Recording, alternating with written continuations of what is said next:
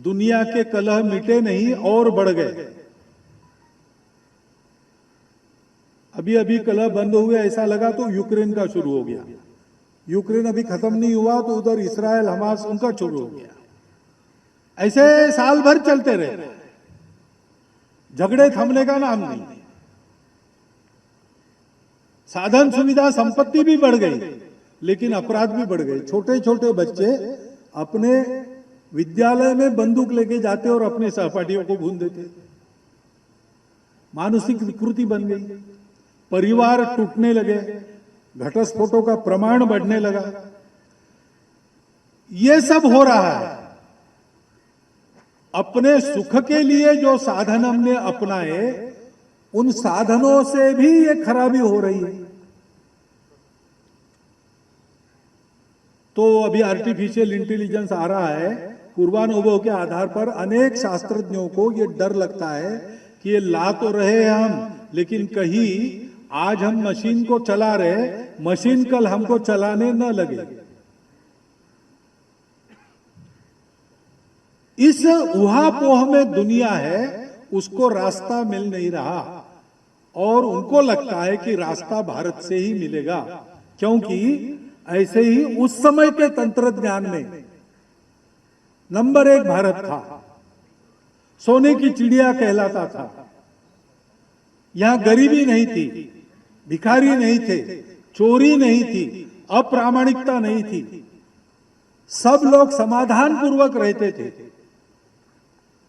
भाषा, पंथ, प्रांत, जाति पाति सब विविधता थी, लेकिन आपस में कलह नहीं था।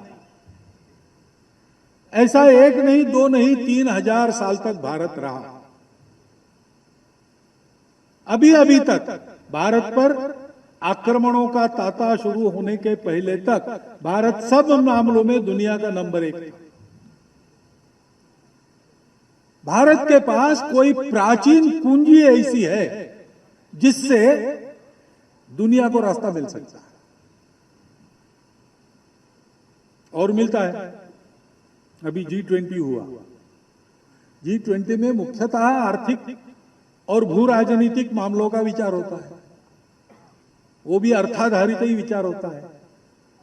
व्यापारी मानसिकता से ही सारे देशों के मुख्य और प्रशासक वहां आते हैं, चर्चा करते हैं।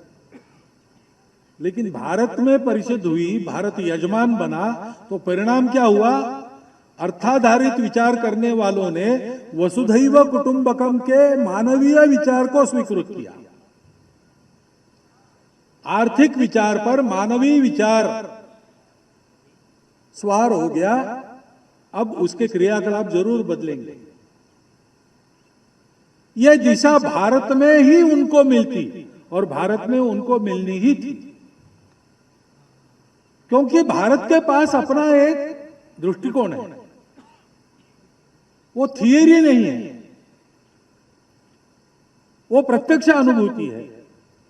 भारत के पूर्वजों ने बहुत पहले ये जाना कि दिखता सब अलग अलग है, लेकिन एक से ही निकला है। विविधता में एकता को ढूंढना नहीं पड़ता है, क्योंकि एकता की ही सारी विविधताएं हैं। वो एक ही अपनी इच्छा से विविध बना है। विविधता में विचरण करना पड़ता है हम लोगों को भौतिक जीवन में। एकता का भान रख के चले तो सुख ही सुख है। इसलिए उस एकता को जानो, वो परम लक्ष्य है।